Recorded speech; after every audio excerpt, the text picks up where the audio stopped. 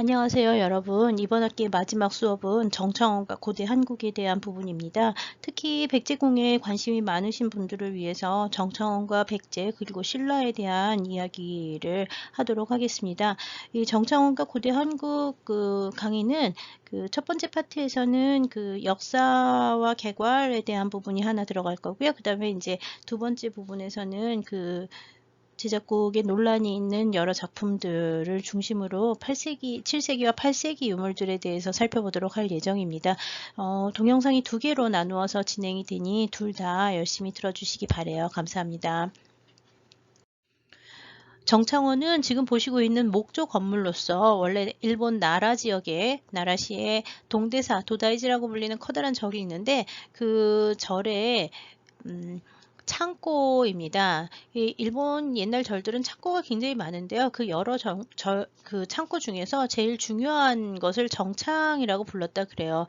근데 이제 다른 절들에도 정창이 있긴 있었지만 도다이지의 이 정창은 지금까지 남아 있고요. 그 다음에 이제 이 특히 그 8세기 중엽에 그 황실의 유물을 보관하고 있기 때문에 지금까지도 정창원 소장 유물들은요, 일본의 황실 유물을 관리하는 국내청에서 관리하고 있습니다.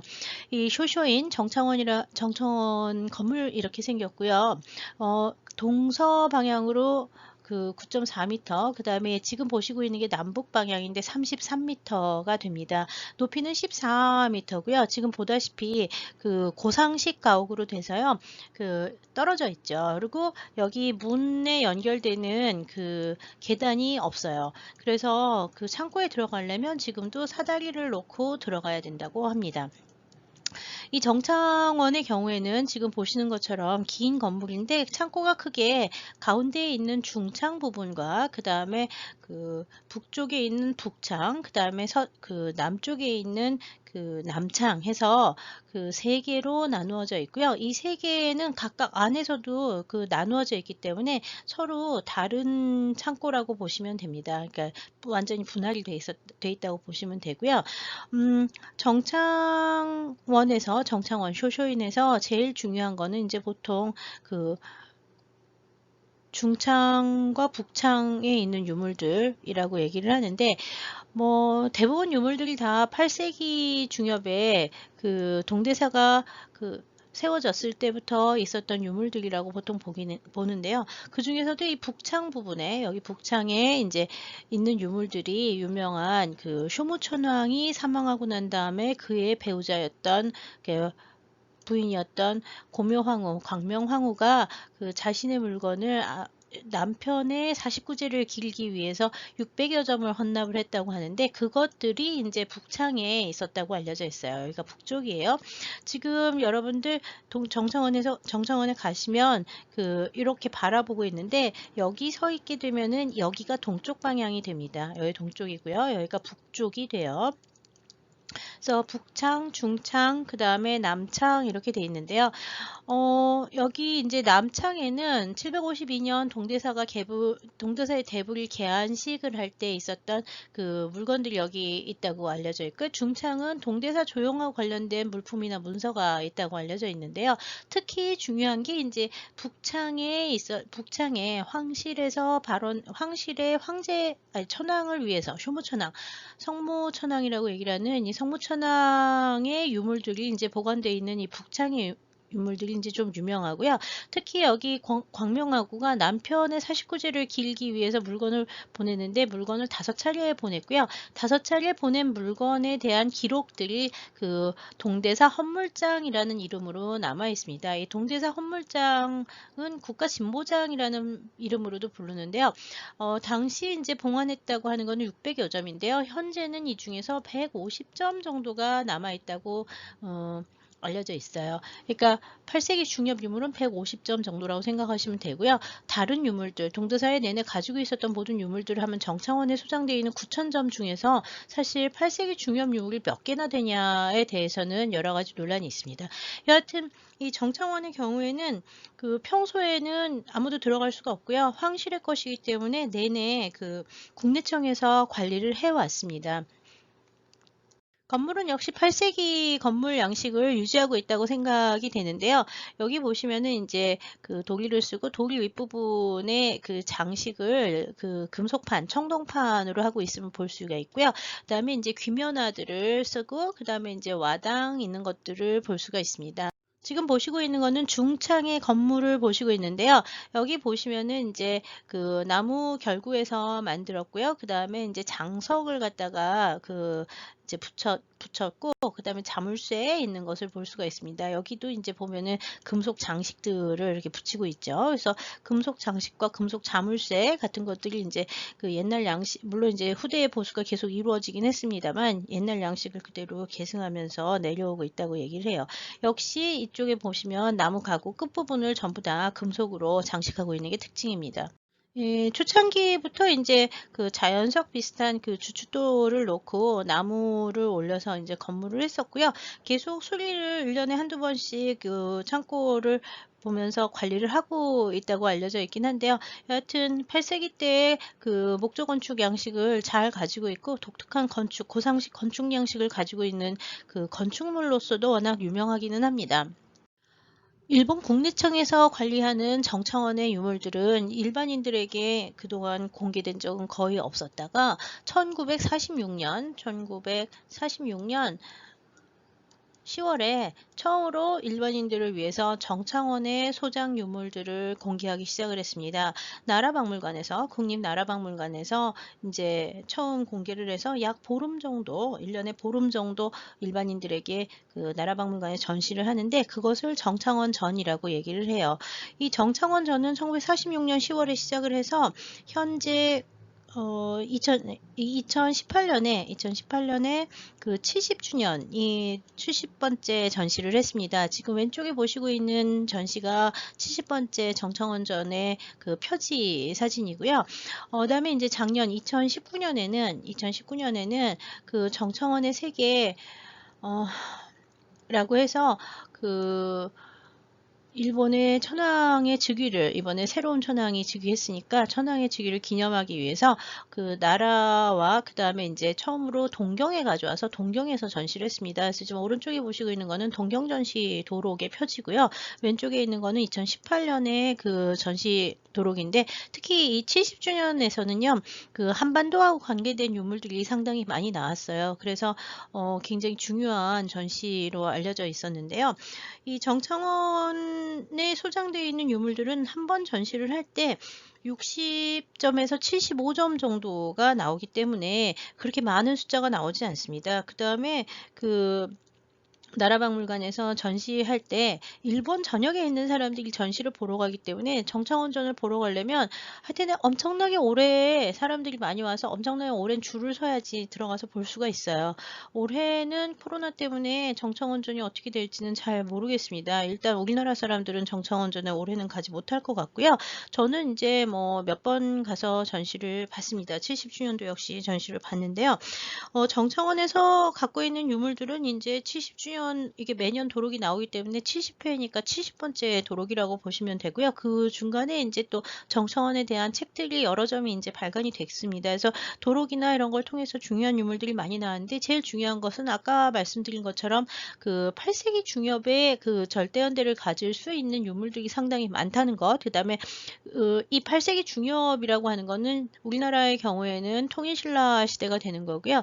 중국의 경우에는 당나라가 되는데 이 외국에서 수입된 유물들이 상당히 많기 때문에 그 정창원 유물들은 이 8세기의 문화를 연구를 할 때 세계 각지의 뭐 실크로드의 뭐그 종착점이라는 말을 써가면서 워낙 일찍부터 널리 알려진 중요한 유물들이라고 보시면 되겠습니다.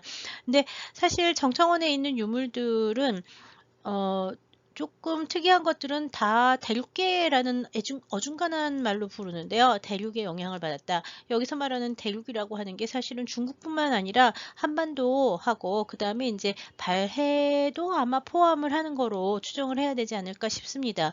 그래서 그 당시에 이제 한반도와 그 다음에 중국, 일본의 좀 국제적인 문화 양식들을 보는 데에도 이 정창원의 문물들이 굉장히 중요하고요. 그 다음에 8세기에 우리나라 사실 공예품들은 남아있는 게 거의 없습니다. 이게 8세기가 통일신라 시대 때 유물들인데요. 통일신라 시대 때 유물들이 많이 없기 때문에 정창원에 있는 유물들을 통해서 우리가 이제 파악해야 되는 경우도 상당히 많아서요. 7세기, 8세기 우리나라 문화를 연구를 할 때 정창원에 대한 이해는 굉장히 중요합니다. 그렇지만 지금 일본 내에서도 1년에 한 번 보름 정도 하는 정창원전을 통해서만 유물들을 볼 수가 있고요. 학자들의 경우에도 이 유물들의 열람이 거의 불가능합니다. 국내청의 그 허가를 얻어야 되기 때문에 그 굉장히 까다롭기도 하고요. 전시 때 가서 보시면 알겠지만 정창원 전은 워낙 많은 사람들이 전국 각지에서 전 세계에서 다 오기 때문에 뭐 한 번 기다리면은 뭐 2시간씩 줄을 서가지고 뭐 정말 엄청나게 많은 사람 틈에서 사람을 봤는지 뭘 봤는지 모르고 나와야 되는 경우도 상당히 많아서요. 연구가 좀 어려운 부분이 많습니다. 그래서 국내에서는 학자들이 1970년대부터 이 정창원에 대한 연구들을 이제 좀 시작해 오긴 했는데요. 아직까지 좀 유물을 직접 실견하는 것 자체가 불가능한 부분이 있다 보니까 여러 가지 이제 논란이나 뭐 어려운 점이 상당히 많은 편입니다. 국내에서는 정창원에 대한 연구가 그 안압지의 발굴과 함께 뭐 이난영 선생님이나 최재석 선생님 같은 분들이 이제 이 연구를 시작을 일찍 해왔는데요. 재작년 2018년에 이제 대한민국 국회가 중심이 돼서 문화재 연구소와 함께 한국과 일본의 학자들이 모여서 한국에서 정창원 소장 한반도 유물에 대한 국제학술 심포지움을 했습니다. 이 심포지움 자료는 문화재 연구소 사이트에 들어가시면 다운을 받으실 수 있습니다. 물론 내부에 있는 일본 유물들에 대해서는요, 사진이 다 제거된 상태로 올라가 있기 때문에 글만 아마 보실 수 있을 거라고 생각을 하는데 없는 것보다는 나으니까 한번 찾아보시면 좋을 것 같고요. 여기 이제 이 심포지움에서 동국대학교의 최영천 선생님께서는 정창원 금속공예 연구 현황과 과제, 그 다음에 박남수 선생님께서는 정창원 매신라 물회를 통해 본 신라물품 교역, 그 다음에 이제 나라박물관의 학예부장이신 나이토 사카이 선생님이 정창원 소장 한반도 유물에 대한 연구를 해주셨는데 이 논문이 상당히 중요합니다. 그 다음에 이제 국립민속박물관의 이난희 선생이 이제 정창원의 70기법, 그 다음에 그 히기사 이츠토 선생님께서 이제 그 정창원 소장 화엄 경론질과 그러니까 불경에 대한 연구를 하셨고요. 그 다음에 이제 신숙 선생이 이제 백제와 일본의 정창원 소장품에 대한 6분의 발표, 모두 6분이 이제 발표를 하셨습니다. 그 다음에 이제 안희준 선생님하고 안규숙 선생님께서 이제 종합 토론과 총평을 하셨는데요. 한글과 일본어로 나온 PDF 파일이 있기 때문에 그동안 정창원 연구가 모두 다 일본 논문을 통해서, 일본 자료를 통해서만 이루어졌던 거에 비해서는 좀 더 한국 사람들이 연구하기 좋은 그 자료가 발간이 돼서 다행이라고 생각이 됩니다. 오늘 강의에서도 역시 이 논문들, 특히 최영천 선생님이나 나이토 선생님, 그 다음에 박남 선생님의 논문들을 참고해서 강의를 준비했으니 여러분들 필요하시면 이 논문들을 찾아서 보시면 좋을 거라고 생각합니다. 저도 정창원의 안에는 들어가지 못했지만 2008년에 그 정창원을 그 수리하면서 공개되었던 내부의 모습은 이런 상태였었다고 합니다. 이거 2008년 수리 전 그 사진이 신문에 공개되었던 것이고요. 일본 신문에. 그다음에 이제 일본에서 그 나오는 책에 의하면 정창원의 내부는 지금 보시는 것처럼 중창, 북창, 그다음에 남창 이렇게 있는데요. 안에가 2층으로 나눠져 있고요. 그 다음에 위로 올라갈 수 있는 3층 구조로 되어 있다고 합니다. 그러니까 기본적으로는 2층인데 중창 위쪽이 이제 3층을 가지고 있었다는 걸 알 수가 있죠. 그래서 다 사다리를 놓고 이제 들어가야 된다고 하고 있어요. 여기 소장되어 있었던 유물들은 크게 불교 공예품, 음식기, 무기류, 거울, 복식, 그리고 놀이기구라고 하는 유희구, 그 다음에 악기류 같은 것들이 있습니다. 특이한 것은 옷이나 가면, 그 다음에 거울 같은 것들이 상당히 많은 것이 특징이고요. 한국에서 전래됐다는 것들도 많이 남아 있습니다. 문서류와 경전류도 상당히 많은데요. 특히 이제 문서류 같은 경우에는 8세기 때의 문서가 상당수 남아 있기 때문에 그 부분이 이제 중요하다고 할 수 있죠. 지금 보시는 사진은 2018년 재작년에 그 70회전 할 때 처음으로 공개되었던 신라금, 신라에서 가져왔다는 금이 있는데요. 가야금 같은 거죠. 신라금의 전시되고 이제 관람객들이 있는 장면을 한겨레 신문의 노영석 기자가 이제 촬영해 와서 신문에 실었던 것을 퍼왔습니다. 예, 지금 이거 보시면 정창원전은 언제나 가면 지금 사람을 보는 건지 유물을 보는 건지 알 수 없을 만큼 사람이 엄청 많습니다. 물론 70회전도 마찬가지였죠. 보통 1시간 정도 이상 줄을 서서 들어가서 줄을 내내 서서 이제 봐야 되는 게 정창원전이라고 생각하시면 될 것 같습니다.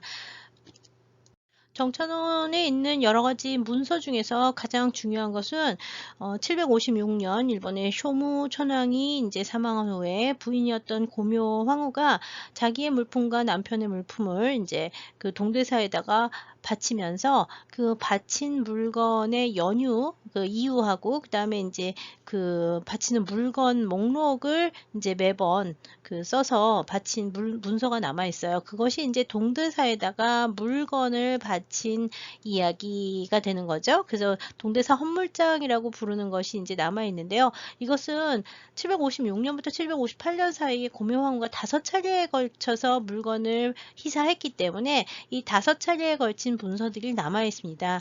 예, 지금 보시고 있는 게 이제 보면은 그 첫 번째 파트 중에 하나라고 보시면 되는데요. 이거는 이제 보통 그 문헌의 국가진보장이라고 하면은 보통 이 동대사 헌물장, 고묘황후가 기록을 한 이거라고 보시면 되고요. 756년에 쓴 원본이 현재 남아 있어서 당시 문화와 불교 문화와 그 다음에 왕실의 문화를 이야기할 때 굉장히 중요하고요. 현재 남아있는 물건들은 그 당시 600여 점 정도를 이 사람이 그 5차례에 걸쳐서 기진을 하는데 현재 남아있는 거는 120점에서 150점 정도라고 이제 추정을 하고 있어요. 그래서 보통 8세기 중엽의 유물을 얘기를 할 때는 이제 이런 것들을 볼 수 있는데요. 여기 보시면 이제 목록의 예를 볼 수가 있죠. 여기 목록의 예들을 보면 무슨 대도, 동칠작 대도 일구 해가지고 이름 나오고 몇 개 있는지 특징이 어떤지 같은 것들을 그 물건별로 이렇게 쭉 기록하고 있습니다. 그래서 이 중에서 600여 점 정도가 지금 기록이 되어 있는데 그 중에서 120점에서 150점 정도가 아직까지 남아있다고 보시면 될 것 같습니다. 그리고 맨 마지막에 이제 물건을 바친 연대 같은 것들이 나옵니다. 그 정청원에 있는 문서 좀 전에 보신 동대사 헌물장은 5가지가 있다고 아까 말씀을 드렸죠. 5번 기사를 했기 때문에 5번 남아 있는데 첫 번째 보시는 것이 조금 전에 보신 국가진보장, 두 번째가 종종 약장, 그 다음에 세 번째가 병풍화전 등장, 네 번째가 대서왕진 적장, 그 다음에 5번째가 후지와라 공진적 병풍장 해서 5가지가 있는데요. 제일 유명한 거는 아무래도 이제 이 국가진보장이 처음에 바친 거기 때문에 제일 중요하고요.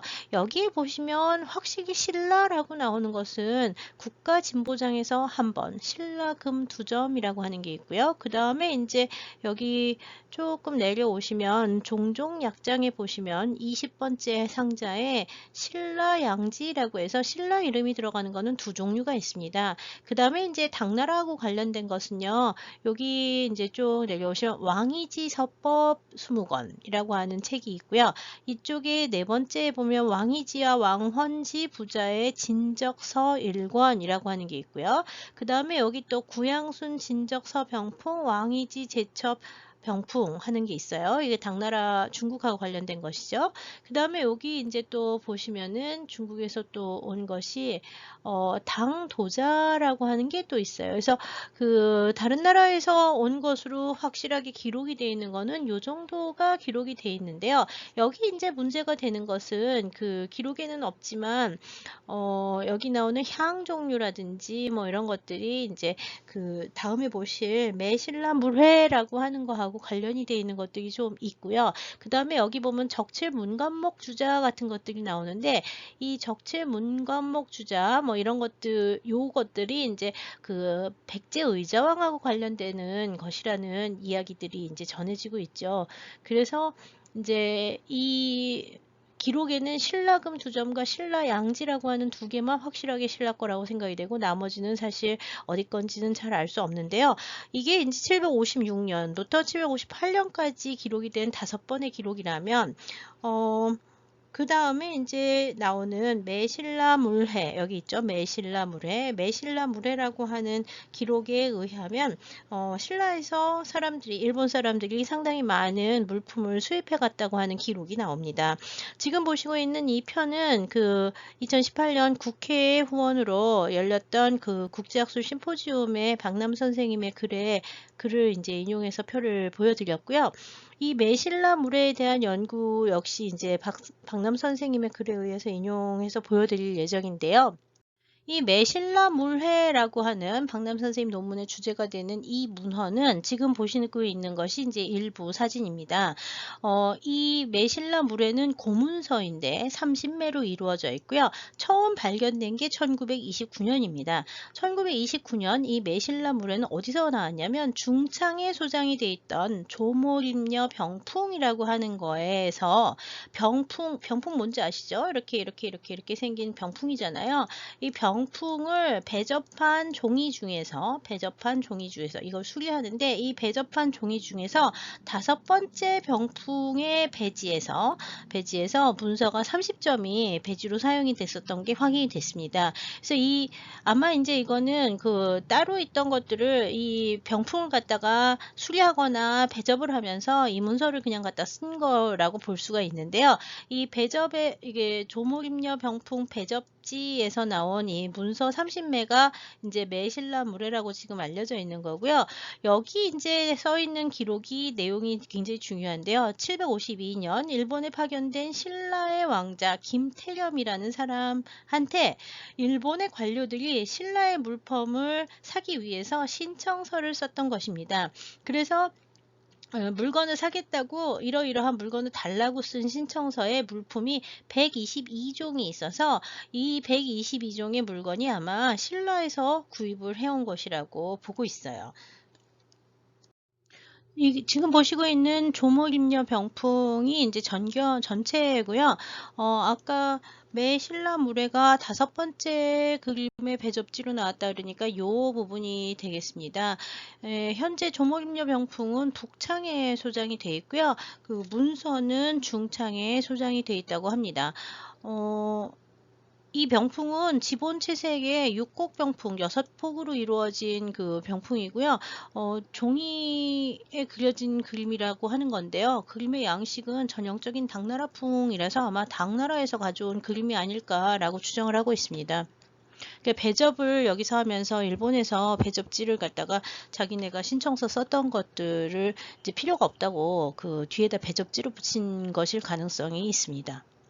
박남 선생님의 연구에 의하면 매신라 물회에 기록된 신라 물품은 지금 보는 것처럼 상당히 많습니다. 가장 많은 것은 약 부분이고요. 향약과 약재 부분이 제일 많습니다. 그 다음에 이제 여기 보시면 식기류에 완이 있고요. 반이 있고 발이 있고 그 다음에 저가 있는데 다라도 있죠. 그 다음에 이제 수병이 있습니다. 그 다음에 여자용품이라고 돼 있고 거울이 이제 들어가 있죠. 그래서 이제 여기 보시면 뭐 정향, 침향 해서 각종 향하고 그 다음에 이제 약재, 그 다음에 그릇들이 있는데 특히 여기 완, 반, 발, 저 같은 경우에 숟가락이라든지 반이라고 하는 건 현재 많이 남아있죠. 그래서 이 실물에 해당하는 것들이 현재 남아있다고 보고 있습니다. 여기 또 이제 보시면 안료하고 염료도 많이 가져오는데요. 주사라든지 황이라든지 뭐 해서 그 색깔하는 것과 그 다음에 칠자라고 되어 있는 거로 봐서 아마 오칠을 키우는 그 나무, 씨앗 뭐 이런 것을 가져왔을 가능성이 있다고 보고 있고요. 촛대, 향로, 풍로, 화로, 그 다음에 여기 보시면 금도 가져왔습니다. 그 다음에 병풍이나 서책도 신라에서 가져왔다고 알려져 있어서요. 상당히 많은 종류, 그 다음에 마구류, 석장 뭐 이런 것들도 와서 상당히 많은 종류의 그 물건들이 신라에서 수입이 됐음을 알 수가 있죠. 매신라물에 나오는 내용이 신라에서 가져온 물건이 굉장히 많다고는 하지만 정청원에서 과연 어떤 유물이 신라 유물이냐에 대해서는 논란이 굉장히 많았습니다. 물론 이제 이 신라의 매신라물에서 나오는 기록들대로 정청원에 있는 유물 중에 비슷한 유물들이 다 신라에서 간 것이다라고 얘기하기에는 통일신라 시대의 유물이 너무 없었던 게 문제인데요. 중요한 그 발굴이 1974년, 76년 경주 안압지, 얼지라고도 부르는 이 안압지에서 그 발굴을 하기 시작을 하면서요. 정청원에 있는 유물들에 대해서 다시 보게 되기 시작을 했습니다. 왼쪽에 이제 보시는 것이 동대사를 보시고 있고요. 이 나라 시내 지도입니다. 나라에 가시면 예, 김태치 나라역에서 쭉 올라오시면 나라 국립박물관이 있고요. 조금 더 걸어가시면 남대문을 지나서 그 중문 지나서 동대사의 그 대불전으로 가게 됩니다. 그래서 그 대불전 있는데 바깥으로 해서 쭉 가다 보면은 정창원이 정창원이 아마 이렇게 들어갔던 것 같은데 이렇게 들어갔나? 뭐 하여튼 여기 좀 미로같이 되어 있긴 한데요. 정창이 이렇게 생겼습니다. 아까 왜 동쪽 방향으로 길게 있는 상태를 보셨는데요. 정창원하고 이 동대사 대불전은 걸어서 뭐한 10분? 뭐 이 정도 가면은 보실 수가 있는데 평소에는 정창 들어가는 이 지역 구역이 다 그 막혀져 있어서요. 평소에 가면은 정창 볼 수 없습니다. 언제 가셔야지 보냐 하면 정창원전 할 때만 가셔야 이 정창 앞에서 정창을 볼 수가 있습니다. 그러니까 평소에는 정창은 그 건물도 구경하지 못한다는 얘기예요. 이 정창원에 소장이 되어 있는 유물들과 신라와의 관계를 갖다 얘기를 할 때 제일 중요하다고 보는 것이 이제 이 안압지. 지금 요즘은 이제 동궁과 월지라는 이름으로 바뀌긴 했는데 여하튼 이 안압지에서 이 1970년대 이 연못을 갖다가 발굴하기 시작을 하면서 이 연못안에서 나온 수많은 유물들 중에 정청원과 관련되는 유물이 상당히 많이 나와서요. 70년대에 그 일본과 한국의 학자들이 같이 연구를 하기 시작을 했습니다. 그래서 그 당시에 이제 그 많이 연구를 했던 것은 일본의 동경 예대의 교수를 지내신 나카노 마사키 선생님하고 경주박물관의 그 관장 지내신 인한영 선생님 두 분이 이제 이 상호 관계에 대한 연구를 상당히 많이 진행을 시켜서요. 그 정창원에 소장이 되어 있는 사와리 가반이라든지 숟가락 같은 것이 통일신라 것이다라는 연구들을 다 그 나카노 마사키 선생님과 그 다음에 이난영 선생님께서 협력해서 그 발표를 해 오셨습니다. 그 외에 이제 그 고려대학교의 최재석이라는 선생님 계신데 원래 사회학 하신 분인데요. 이 최재석 선생님께서 이 문헌 연구를 하시면서 그 아까 말씀드렸던 여러 가지 문헌에 나오는 것들이 다 신라에서 갔던 물건들이 현재 남아있는 정창원 유물 중에 있는 것들을 신라산으로 새롭게 파악하신 그 단행본 연구를 발표를 하신 적이 있습니다. 그래서 이 최재석 선생님의 연구도 지금 현재 이제 중요하게 여겨지고 있습니다. 왜냐하면 최근 뭐 백제라든지 다른 지역에서 백제 유적이라든지 이런 데에서 여러 가지 유물들이 새로 나오면서요. 그 한반도와의 관계가 많이 있었다는 옛날에는 정창원에 있는 유물은 전부 다 중국 당나라 유물이라고 생각을 했는데요. 최근에는 이 문헌 기록과의 관계라든지 그 한국 내 출토유물들과의 관계를 통해서 당에서 온 것도 많이 있긴 하지만 예, 신라에서 간 것 또는 이제 신라 이전에 있었던 백제의 유품들 같은 것들이 여기 같이 있다고 보는 경향이 강해지고 있습니다. 그래서 신라와 백제와의 관계에 대해서 정청원 연구자들이 많이 관심을 갖고 있는데요. 국내에서는 70년대와 80년대, 90년대, 80년대까지 연구들이 좀 많은데 비해서 2000년대 이후에는 연구가 좀 없다가 최근에 2018년에 그 국회에서 한 심포지움 때문에 몇몇 논구들이 새롭게 나오기 시작을 했습니다. 다음으로는 정창원과 관련이 있는 이 안압지에 대해서 잠깐 살펴보도록 하겠습니다. 지금 보시고 있는 것은 안압지의 전경이고요. 아까 보셨던 도면은 반대 방향으로 보셨죠. 이 인공 연못이 돼 있고요. 그 674년에 창건을 한 동궁에 부속한 그 연못일 거라고 추정을 하고 있습니다. 그래서 인공 연못이었고요. 70년대에 이 연못을 재정비하는 과정에서 유물들이 출토가 됐고요. 지금은 이 안압지에서 나온 유물들은 모두 다 국립경주박물관 안압지관에 전시가 되고 있습니다. 안압지관이라고 불리던 것들이 최근 그 최근에 안압지를 이름을 월지로 바꾸면서 월지관으로 이제 경주박물관에서도 이름이 바뀌긴 했는데요. 안압지하고 월지하고는 둘 다 옛날 기록에 나오는 명칭이기 때문에요. 어느 쪽을 써도 상관은 없습니다. 저는 안압지라고 계속 불러왔기 때문에 월지로 고쳐서 얘기를 하는 게 잘 되지는 않네요. 그래서 강의 중에는 모두 다 안압지로 통일해서 그 강의를 하도록 하겠습니다. 창건연대가 674년이라고 기록이 되어 있긴 한데요. 정말 그 시기에 창건이 된 게 맞느냐에 대한 논란이 있었긴 합니다. 그런데 이제 발굴 도중에 680년 조로 2년이라고 하는 연대를 가진 요 부분에 이제 조로 2년이라고 하는 명문이 써 있는데요. 이 명문이 써 있는 보상화문 전이 안압지에서 출토가 되면서 이 안압지의 창건연대가 7세기 후반이라고 하는 것은 이제 거의 확실해졌고요. 7세기 후반에서 8세기까지가 아마 주요 유물들의 제작 시기일 거라고 추정을 하고 있습니다. 지금 보시는 두 개의 전돌은 모두 다 안압지에서 출토가 된 것이고요. 이 바닥을 까는 전돌이었기 때문에 이 문양 같은 경우에는 똑같이 4개를 연결하면 사각형이 됩니다. 그래서 여기 이제 문양들을 보시면 가운데 있는 것이 이제 보상화문이라고 부르는 문양이고요. 연꽃을 좀 더 화려하게 바꿔놓은 거라고 생각을 하시면 되는데 그 주변에 있는 이 삼각형 문양은 4장의 그 벽돌을 마주치게 되면은 이렇게 또 다른 꽃무늬를 연결을 해서 그 다음에 사각형, 사방에 이제 사각형, 여기도 사각형, 여기도 사각형 하고 다시 이제 원이 들어가는 그런 그 연속 문양을 만드는 그 패턴으로 구성이 되어 있습니다. 조금 전에 보신 패턴은 정창원에 소장되어 있는 이 직물에서 거의 같은 형태를 볼 수가 있죠. 사각형하고 그 다음에 원형이 돌아가는.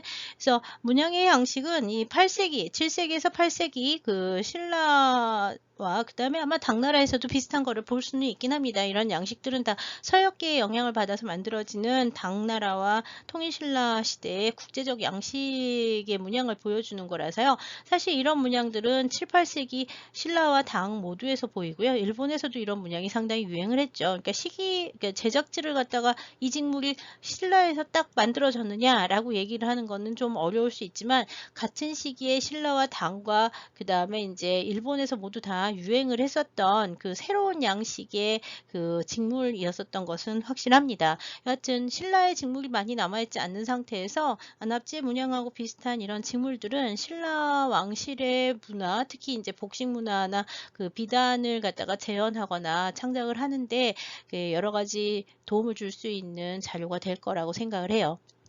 안압지에서 출토된 유물 중에서 정창원과 가장 직접적인 관계를 보여주는 중요한 것이 지금 보고 있는 왼쪽의 가위입니다. 이 가위는 그 안압지에서 처음 출토됐을 때 이 용도를 잘 몰랐는데요. 정창원의 똑같은 유물이 지금 현재 남아 있어요. 오른쪽에 보시고 있는 것은 옛날 사진입니다. 옛날 사진은 이 부분에 보시면 지금 안압지 가위에는 이 부분에 이렇게 그 동그란 게 달려 있죠. 근데 여기는 지금 옛날 사진에는 동그란 게 달려 있지 않습니다. 이렇게 흔적은 남아 있는데 달려 있지 않잖아요. 그리고 그 다음에 이제 이 꼬리의 형태라든지 이런 것들이 상당히 유사한데요. 통일신라 시대의 안압지 출토는 품은 여기 이제 전체가 그 문양으로 장식이 되어 있는데 비해서 정창훈 수장품 문양이 없습니다. 그 다음에 이 위에 꼬다리 같은 것이 이렇게 꼭지가 달려 있어야 되는데 꼭지가 없었거든요. 근데 안압지에서 이 꼭지 달린 가위가 출토가 되면서 이 가위도 용도와 제작지가 통일신라 에서 기원했음을 확인할 수 있게 됐습니다. 특히 이 꼬다리 같은 경우에는 옛날 흑백사진 발표할 때만 하더라도 유물이 없었는데요. 나중에 그 정창원의 다른 그 물건들 사이에서 꼬다리를 찾아서요. 지금은 여기 꼬다리를 붙여서 복원을 해놓은 상태입니다. 크기는 정창원 것이 좀 작고요. 문양도 없기 때문에 신라에 비해서 그 일본으로 건너간 유물들이 조금 더 단순하고 약간 뭐라 그러지? 조금 더 단순하고 그 다음에 이제 좀 수준이 신라 왕실보다는 약간 떨어지는 것들이 갔었을 가능성도 보여주고 있습니다. 정창원에서 이 꼭지를 오른쪽에 보시는 게 이제 정창원 소장 가위가 이제 최근에 복원이 된 상태를 보시고 있는데요. 이거는 이제 구리와 주석을 그 합금해서 만든 거로 되어 있고요. 정창원 문서에 의하면 이거는 초심지를 자르는 가위로 추정을 하고 있습니다. 그래서 안압지에서 나온 가위도 역시 초심지를 자르는 가위로 보고 있고요. 안압지에서 출토된 이 가위의 경우에는 문양 세부를 보시면 당초 문양하고 어자문 기법으로 장식을 하고 조금 기법을 써서 그 당초문을 표현하라고 바탕을 어자문으로 장식을 하고 있는데요. 이런 어자문과 조금 기법의 예가 이 정창원 소장품하고 비슷한 시기인 뭐 8세기 전반에서 중반 정도에 만들어진 가위임을 알려주고 있습니다. 이 꼬다리 같은 경우에는 경주의 예를 보고 안압지의 예를 보고 나카노 마사키 선생님께서 정창원 소장 유물 중에서 이거를 찾아내서 복원을 하셨다고 들었습니다. 이미 주조기법 강의를 할 때 제가 유기장 강의를 하면서 말씀을 드린 적이 있는데요. 이 정청원에 소장이 돼 있던 사와리 가반이라고 하는 것, 이것이 이제 매신라 물회에 나오는 오중완 같은 것이 이걸 거라고 추정을 하고 있고요. 여기 이제 이 사와리 가반 같은 경우에는 내부에 이제 종이가 겹쳐져 있어가지고 이 종이 안에서 발견된 문서들이 역시 신라 문서들이 발견이 됐습니다. 그 다음에 이제 기형이나 이런 것들도 이제 그 안압지에서 출토된 각종 청동완이라고 하는 것들하고 상당히 유사한 거를 유사한 게 이제 확인이 됐는데요. 특히 여기 보면 이렇게 줄무늬 들어가고 뭐 이런 거라든지 뚜껑 형태라든지 안에 있는 완은 요 안에 있는 거랑 비슷하다든지 뭐 이런 기형적인 특성들이 거의 공유됨을 알고 있는데 이거 다 주조해서 만든 유기 성분이고요. 물론 유기는 우리나라에서는 이제 청동이라고도 부르고 유기라고도 부르긴 하는데 유기장 강의를 다시 한번 들으시면 기억이 나겠지만 이 유기는 청동의 일종이긴 하지만 주석의 함량이 높은 것을 말해요. 특히 주석이 어느 정도로 높냐 하면 뭐 20% 이상 들어가는 것들을 말하는데요. 여기 정창원의 사리 가반들도 대부분 80%에서 20%, 우리나라 같은 경우에는 78%에서 22%, 그러니까 구리 78%에 주석 22%가 가장 이상적인 유기라고 얘기를 하는데요. 그거하고 비슷한 그 비율들로 만들어진 유기들이 지금 이렇게 그 정창원에 여러 점이 남아 있습니다. 그 다음에 이런 유기질은 사실 신라에서 처음 나온다기보다 최근에 이제 확인된 거로는 백제 무용왕릉 출토 그 동탁은잔의 탁 부분이 역시 같은 비율을 가지고 있어서 아마 백제에서도 이런 비율로 그 청동기를 주조했음을 확인할 수가 있습니다. 이 사리 가반의 형태라든지 안압지 출토 이 그릇들의 기본적인 형태는 사실 당나라의 은기 형태에서 온 거긴 합니다. 그렇지만 이제 중국의 당나라의 은기들은 단조기법으로 은으로 만들고 도금을 했었던 화려한 예들이 남아있는 데 비해서 그 신라에서 만들어지는 것은 굉장히 실용적인 그 주물유기 들이 이제 중심이 돼서 제작이 됐고요. 그것들이 아마 일본으로 수출이 됐던 것 같습니다. 메실라 물회를 비롯해서 그 사와리 가반과 같은 예들은 그 신라에서 건너간 거로 보이는데요. 특히 이제 이 사와리 가반하고 숟가락 같은 경우에는 유기질, 다 이 주석이 함량이 높은 청동 혹은 유기라고 부르는 이 재질들을 갖고 있고요. 분석을 일본에서 해본 결과에 의하면 이 가반 종류들은 다 80에서 20%, 그러니까 9180에 주석 20% 정도의 비율로 가졌고요. 이런 비율을 가진 것은 일본에선 특히 향동이라고 불려요. 왜냐하면 이렇게 소리를 내면 꽹 하는 소리들이 그 많이 울려서 향동이라는 이름을 부르는데요.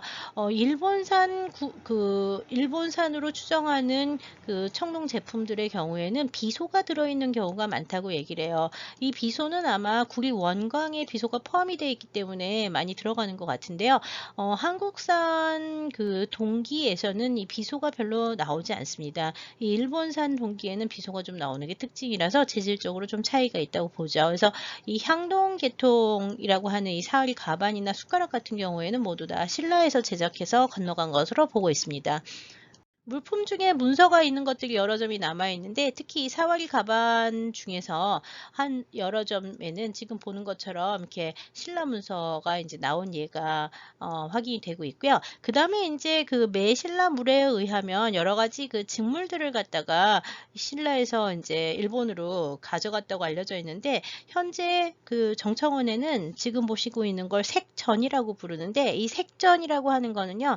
그 펠트로 만들어진 그 직물, 펠트 계통의 직물이라고 보시면 되는데요. 단색으로 만들어진 펠트 직물을 색전이라고 부르고요. 무늬가 들어간 거를 화전이라고 부릅니다. 근데 이 색전과 화전이 정청원에 여러 점이 남아 있는데 특히 색전은 14장이 남아 있어요. 그 중에 한 색전에 여기 보시면 그 문서가 남아 있는데요. 요렇게 이것도 역시 신라의 문서일 거라고 추정을 하고 있고요. 매신라물에 나오는 색전이 아마 이런 것이 아니었을까라고 추정을 해서요. 지금 보다시피 이게 그 사와리 가반과 같은 식기라든지 아니면 펠트 계통의 직물 같은 것도 역시 신라에서 건너간 거라고 보고 있습니다.